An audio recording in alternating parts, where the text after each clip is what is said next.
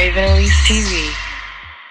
Hey guys, what's up? It's Raven and I'm here with an interesting video. Well, hopefully it's going to turn out to be interesting. I decided that I wanted to do a new idea and basically it's going to be a vlog, but it's going to be a vlog over the course of about a little less than a month because I have a big project going on in my fashion design class right now, and I basically want to kind of document the process of this project. And I basically kind of just started the project yesterday and worked on it again today, and I'm just in the beginning stages of the project, so I kind of just want to document it from here on out to where you guys can see all the different steps of designing and making a garment for my fashion design major. I just thought it would be interesting to be able to see it from start to finish, and hopefully it turns out really good. You guys can see the finished product and just kind of see how much work goes into it. I got inspired to make this video because I posted a picture of my sketch of the design on Instagram, and one of my followers, Lost in Frank Ocean is the username, she asked if I would ever make something like that to sell on Custom Thrift, which is my boutique, which is closed right now. And I told her no, I probably wouldn't, I couldn't make anything like that to sell because it takes so long and so much work, and the supplies cost so much money that I just would not be able to make stuff like that to sell right now. Like, I'll only be able to do that if I was out of college and that was just my full-time job. But since I'm already spending so much time doing it for school, I don't have extra time afterwards to do it for money. So I just wanted to kind of show you guys the process. So the first thing that we do in my class, or that any designer will probably do, is start off with a theme or an idea or a design direction, or basically a reason why they're making what they're making. And obviously for me, the main reason why I'm making what I'm making is because I have to make it for class. In case you haven't gotten the gist of it by now, I'm a fashion design major at UNT, University of North Texas. I'm currently a junior, and there's a fashion design program at UNT. You have to apply to the program. They pick you based off of your skill set. I got in, so I've been doing it for 2 to 3 years. So the current project that we're doing is called the Patterns Project, which we have to pick a printed fabric or a fabric with a pattern on it. So like stripes, polka dots, floral print, squares, plaid, anything with a pattern on it, and we have to design based off of that.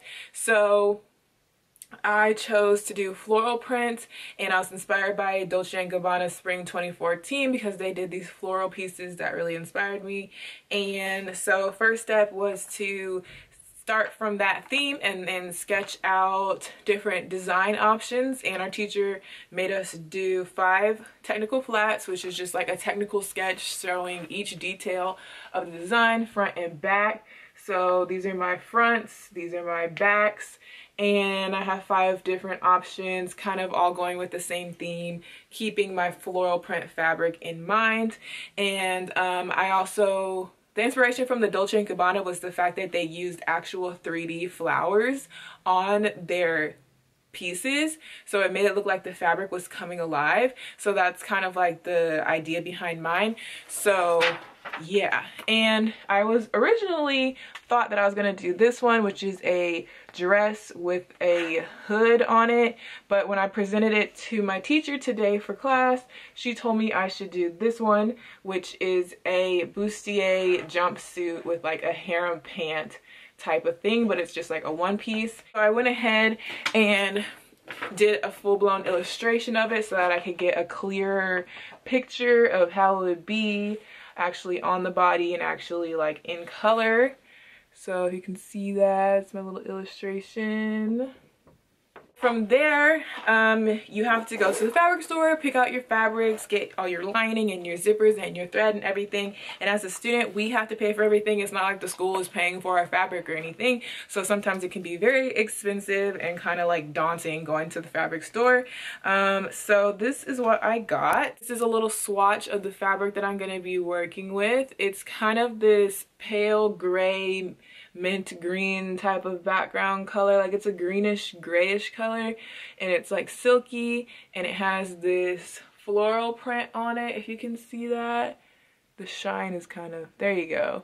It's got kind of this Asian inspired floral print on it, and so I found some fake flowers that match the floral print really good, and I'm gonna be sewing the fake flowers. As you can see, I did a little prototype, sewing the fake flowers on top of the printed flowers to give it that effect that the fabric is coming to life. So the next step in this process is pattern making, which is where you make the paper pieces for your garment, and this basically maps out the shape of each piece that you're going to have to sew together, which altogether make the garment. Pattern making is really the most important part. It's very technical. I took a whole class on it last year. You can buy pre-made patterns for certain things at the fabric store, but of course, since we're designers, we're making our own from scratch. When your pattern is finally done, and it can take hours and hours and hours, then you can start cutting out your muslin. Muslin is a really cheap plain cotton fabric that we basically use to practice with for the first go around of our garment. So I have my muslin jumpsuit laid out here so I can show you. I'm going to insert a picture of what it looks like on the mannequin. I'd say I took about 4 hours just to make the pattern, an hour and a half to cut out the muslin pieces, and probably about 3 or 4 hours to sew the muslin together. So yeah, that picture with my crazy classmate hugging the mannequin, that's what it looks like. But this is kind of how it looks up close. The lighting is really bad. But so the bra cups, I originally had it in like 4 sections, so a line going vertical and horizontal. And then this is obviously the waistline. It goes down into the big baggy pants. And then obviously the pants go down and it's like tapered at the bottom. And so, but I decided after talking to my teacher about it, she had me do some revisions on my design. So it's no longer going to be cut all the way into 4s. It's just going to be cut down the middle, just to make it a little bit more flattering, a little bit more of a simple design, and eliminate this horizontal line. And then just some fit issues. The boob cups were too big when I actually tried it on the dress form, so I have to take some off and make this smaller a little bit. And other than that, my pants are actually pretty much perfect, so I don't really have to fix the pants part of it. And then if you flip it over, I just have where my zipper would be, zipping up the back, going from the butt crack of the pants basically, and zipping all the way up to the top of the back of the bustier top. And we don't have to put our zippers in just for the muslin, so it's just like open, but obviously on the real thing there'll be a zipper right here. And yeah, I'm looking real cute right now in my work attire. No, yeah, I'm usually in my pajamas, in my robe, with my hair a mess whenever I'm working on my projects, because obviously I haven't done anything else today. I'm just working on this, so there's no reason to get dressed or anything. So this whole project is due, final product due on Friday.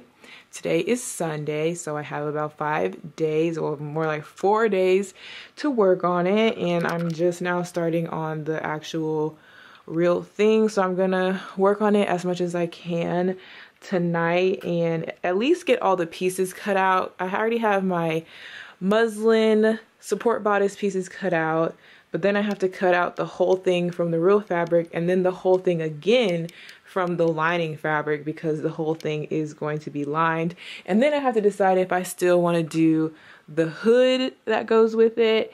I guess that'll be up to how much time I actually have, and if I actually have time to do the hood and everything. And not only do I have to actually sew this garment, but I have to sew all these little tiny flower petals onto the fabric so that I can do my little idea of having the 3D flowers, which is like the main purpose of this whole project. So definitely have to make sure that I sew all these on.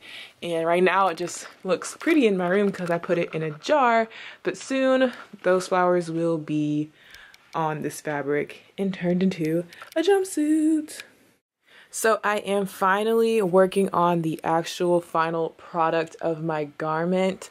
I'm making what's called a support bodice. Anytime you make anything that's like strapless, bustier with boning in it, basically what you guys would probably call like a corset, but that's not really what it's called. These are the pieces for the front section of my strapless bustier style top of my jumpsuit, and I'm making it out of this plain muslin fabric because it's not going to show, because this is the middle layer. There's going to be the top layer, which is obviously the actual fabric, which is this, and there's going to be the inside layer, which is going to be the lining, which is just a white lining, which is this. And this is going to be sandwiched in between because this is going to have the boning on it, which is over here. This is boning. I ordered it offline because I didn't even have it at Joann's fabric store that I shop at. So it's basically like this stiff plastic stuff, if it'll focus. And this is what goes on the sections of the bustier that makes the bustier stiff and stand up by itself. And so I'm just making this extra layer so that my top of my jumpsuit will actually be like a bustier. So here's my support bodice. You can see it coming together now. I still need to add the boning, but I've already gone back and forth to my sewing machine probably about 10 times because you have to sew each stitch, come back, iron it, go and sew the next line, iron it. So it's a lot of back and forth to and from your sewing machine and down to the ironing board. My back starts hurting after a while really easily. But it's worth it in the end. So here's the boning I was talking about, and I just need to stitch that on, and then I'm going to show you guys what it looks like. So I'm finished adding the boning to my seams. As you can see, I just sewed it down, a stitch on either side of the boning so that it is, there's threads everywhere. Well, you can't really see it, but the boning is attached here, here, here, here, and here, not on the side seams because I wanted the side seams to not be uncomfortable or poking you on the sides or anything, but this is just going to give my garment structure. As you can see, it stands up now. It's not flimsy.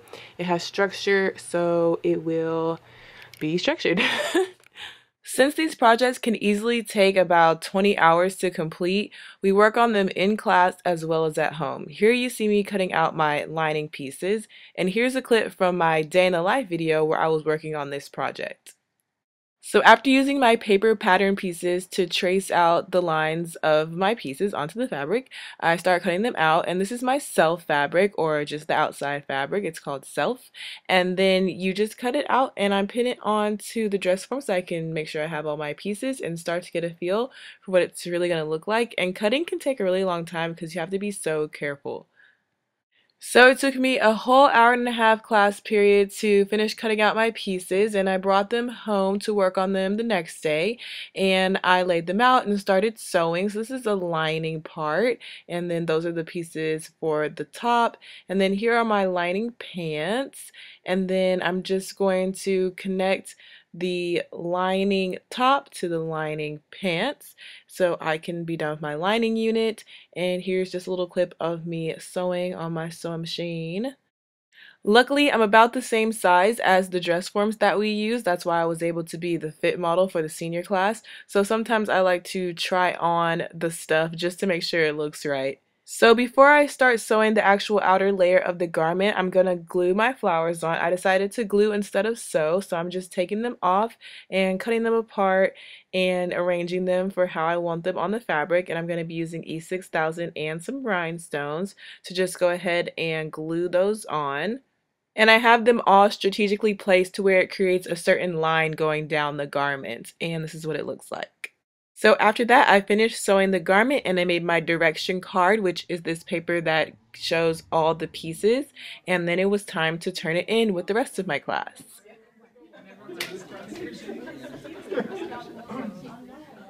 It turned out okay overall, but I had some issues with the fit on the top portion of it, and I wasn't happy with the way my zipper turned out, but it was okay. I'm never quite happy with anything that I make for class. I'm just a perfectionist when it comes to my designs, I guess. But this is what it looks like overall. I haven't gotten a chance to try it on a real person, so we'll see how that looks later. But I hope you guys enjoyed this video, and I'll see you in my next one. Bye!